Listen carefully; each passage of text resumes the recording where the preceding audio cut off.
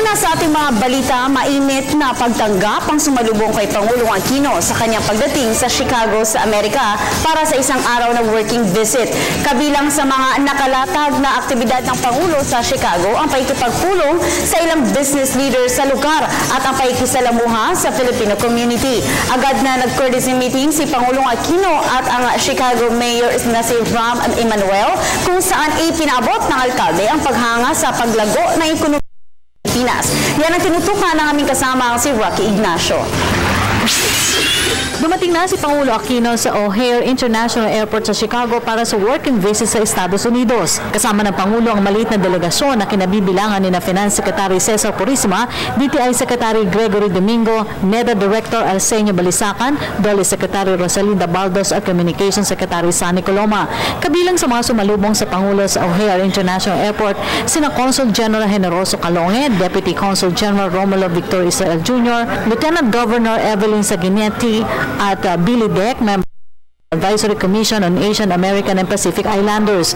Ang pagbisita ng Pangulo sa Chicago ay naglalayong palakasin pa ang ugnayan sa larangan ng trade and investment bilang bahagi ng target na dagdag na oportunidad at trabaho sa mga Pilipino. Sa kanyang pagdating, unang aktibidad ng Pangulo ang courtesy call ni Chicago Mayor Ram Emanuel. Sa kanilang pagkikita, agad ipinaabot ng alkalde ang paghanga kay Pangulo Aquino sa pagtugon sa mga problema at hamon sa liderato. Very cordial, very light and easy, no? Marami silang ano. Well, the Mayor Emanuel left them for his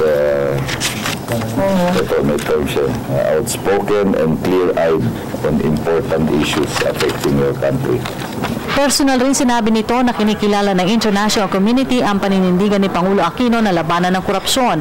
Hinangaan rin nito ang katatagan ng ina ng Pangulo na si Corazon Aquino noong ito ay Pangulo ng Pilipinas. Si Mayor Emanuel ay nagsilbing Chief of Staff ni US President Barack Obama. Isang city resolution na pinagtibay kung saan nakapaloob ang warm welcome sa kaunahang pagbisita ng Pangulo dito. Itinuring ni Mayor Emanuel ang Filipino community bilang major contributor ng Chicago. About the significant contributions made by the Filipino community. We also, sabi niya, the Filipino-American community is a very vital part of the vitality of Chicago. It's a major contributor, sinabi niya. Para sa Telebisyon ng Bayan, Rocky Ignacio, Chicago.